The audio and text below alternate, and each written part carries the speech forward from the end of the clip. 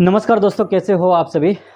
जैसा कि आप लोगों को पता है कि हमारे पूरे भारतवर्ष में अभी लोकतंत्र का महापर्व मनाया जा रहा है। हमारे ज़िला में लोकसभा की 2 सीटें हैं, जिसमें कि यानी कि कल 7 तारीख को 1 सीट पर चुनाव है, जिसमें लगी है हमारी ड्यूटी।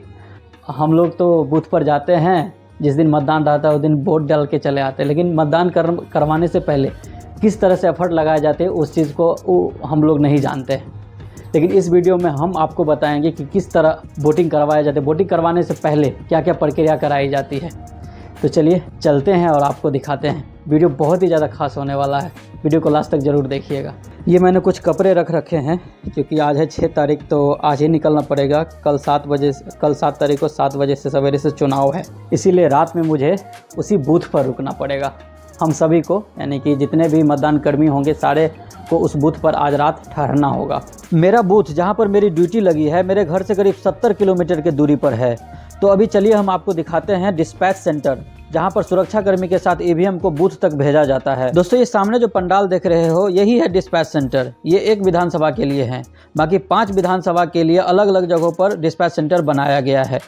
मेरे मधुबनी जिला में विधानसभा की सीटें 10 हैं और लोकसभा की सीटें 2, जिसमें कि एक लोकसभा की सीट पर कल चुनाव है। सामने जो आप पिकअप जाती हुई देख रहे हैं इसमें सुरक्षाकर्मी है जो ईवीएम के साथ अभी बूथ पर निकल चुके हैं।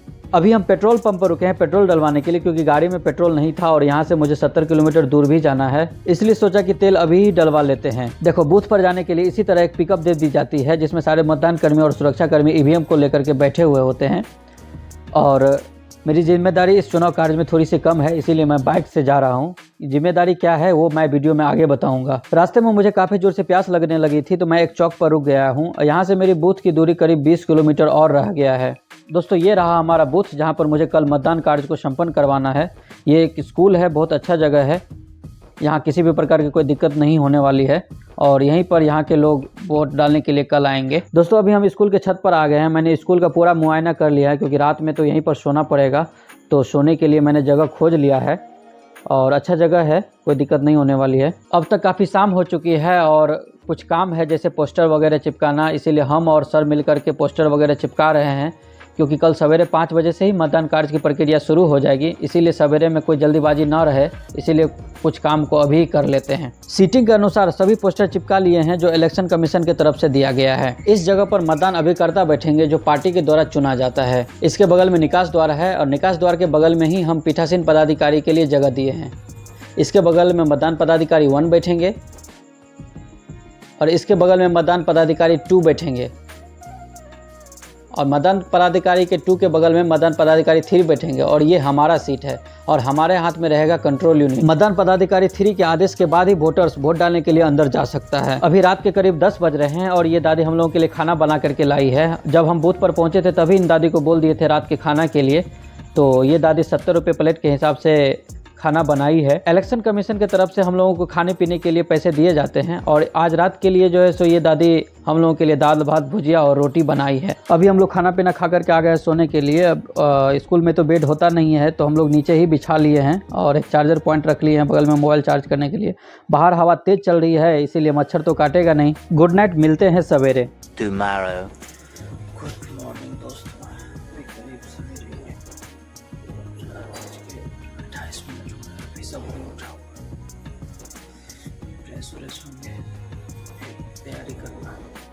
रात को इसी जगह पर सोए थे। दोनों बेंच को सेट करने की कोशिश की, लेकिन ऊंचे नीचे होने के कारण जो है सो नहीं हो पाया, तो नीचे में सोए थे। और देखो ये कुछ गांव का व्यू है।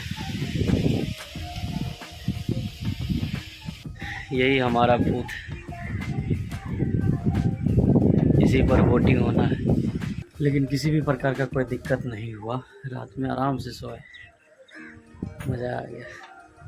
खैर, आज देखते हैं कि कैसा मौसम रहता है। मौसम तो हालांकि बहुत अच्छा कर दिया, हवा चल रही है। पहले से 3-4 दिन पहले जो मौसम था उससे बहुत अच्छा मौसम है, इसीलिए घबराने वाली कोई बात नहीं है। मौसम बहुत अच्छा है। कुछ लोग तो अभी भी सो रहे हैं और कुछ लोग नहाने के लिए गए हैं। ये सुरक्षाकर्मी है, इनको तो भाई सारा दिन खड़ा रहना पड़ेगा बाहर में।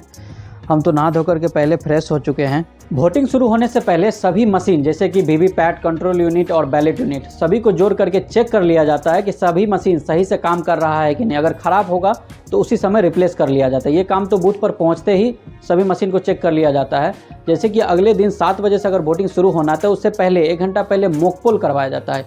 ये मॉक पोल अकेले नहीं होता है, वहाँ पर जितने भी मतदान कर्मी गए हुए होते हैं मतदान करवाने के लिए, वो होते हैं, सुरक्षा कर्मी होते हैं और पार्टी के जो एजेंट बहाल होते हैं अगर वो रहते हैं। अगर वो नहीं अगर पार्टी के एजेंट अगर नहीं है जिस भी बूथ पर, नहीं, वहाँ के जो बूथ के अगल बगल के लोग रहते हैं उसको बुला करके, 2-4 आदमी को बुला करके उसके सामने ये काम करवाया जाता है। जितने भी कैंडिडेट खड़े होते हैं सभी पर 5-5 वोट डाल करके ये चेक करवा दिया जाता है कि जो कैंडिडेट को वोट डाला जा रहा है उसी कैंडिडेट को जा रहा है कि नहीं, और उसी कैंडिडेट का पर्ची वीवीपैट में कट रहा है कि नहीं। ये सभी चीज़ को चेक कर लिया जाता है।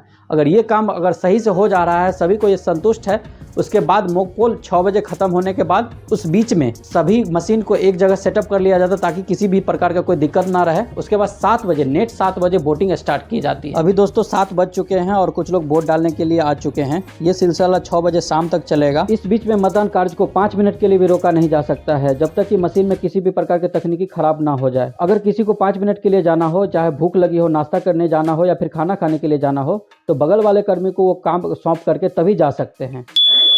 ये जो आप अभी बीप की आवाज़ सुने हैं, इसका मतलब ये होता है कि वोटर्स अंदर वोट डाल चुके हैं। जब तक ये बीप की आवाज़ खत्म नहीं होगी तब तक दूसरे मतदाता को अंदर भेजा नहीं जाएगा। तो चलिए अब बताते हैं कि इस मतदान कार्य में आए सभी पदाधिकारी की जिम्मेदारी क्या होती है। तो इस कार्य में सबसे पहले आते हैं पीठासीन पदाधिकारी, जिसको अंग्रेजी में प्रेजाइडिंग ऑफिसर भी बोलते हैं। ये मतदान पदाधिकारी 1, 2 और 3 के हेड होते हैं। इनका काम होता है जो ईवीएम मशीन के साथ जो फॉर्मेट दिया जाता है उनको अच्छे तरीके से भरना और हर घंटे कितने प्रतिशत मतदान हुई है इसकी सूचना जिला को भेजना। उसके बाद इस क्रम में सबसे पहले आता है मतदान पदाधिकारी 1। वोटर सबसे पहले इनके पास आता है। इनका काम होता है मतदाता को पहचान करना और उनके पास जो वोटर लिस्ट होते हैं उसमें क्रॉस मार्क करना। उसके बाद वोटर आते हैं मतदान पदाधिकारी 2 के पास। इनके पास एक मतदाता पर्ची होते हैं, इसमें वो सीरियल नंबर लिखते हैं और मतदाता के क्रमांक को लिखते हैं। अब मतदाता आते हैं मतदान पदाधिकारी 3 के पास। इनको वो पर्ची देते हैं और मतदान पदाधिकारी 3 उनके बाएं हाथ की उंगली पर अमिट स्याही लगाते हैं और फिर कंट्रोल यूनिट का कमांड देते हैं। हालांकि अमिट स्याही लगाना मतदान पदाधिकारी 2 का काम है, लेकिन उसके पास काम की अधिकता होती है, इसीलिए इस काम को मतदान पदाधिकारी 3 को दे देते हैं। लो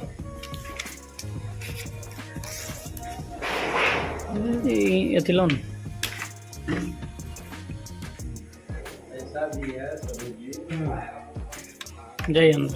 शांतिपूर्ण तरीके से वोटिंग करवा ली गई है और अभी 6 बजने में 10 मिनट लेट है और हमारे बूथ पर अब एक भी वोटर्स नहीं आ रहे हैं। नेट 6 बजे वोटिंग कार्य को बंद कर दिया जाता है। उसके बाद मतदाता वोट नहीं डाल सकते हैं। मतदान कार्य पूरी तरह संपन्न हो जाने के बाद अब ईवीएम को सील किया जाएगा। जैसे सुबह में सील तोड़ करके मशीन को बाहर निकाला गया था, उसी तरह सभी के सामने मशीन को सील बंद किया जाएगा। सभी मशीन में अपना अपना सीरियल नंबर होता है। अब सारी जवाबदेही प्रेजाइडिंग ऑफिसर की है। अब सभी मशीन को सुरक्षा कर्मी के साथ स्ट्रांग रूम तक ले जाया जाएगा। ये काम आसान नहीं है, सभी पदाधिकारी और कर्मियों की फटी पड़ी होती है भाई। जरा सा भी अगर मिसमैच हुआ तो बहुत बड़ा बवाल खड़ा हो जाएगा। स्ट्रांग रूम में पहले से ही सारा व्यवस्था कर ली जाती है ताकि जब भी ईवीएम वोटिंग करवा करके आए तो उसको रखा जा सके। स्ट्रांग रूम ऐसे वैसे कॉलेज इधर उधर के स्कूल नहीं होता है, वो बहुत बड़ा सा कॉलेज होता है।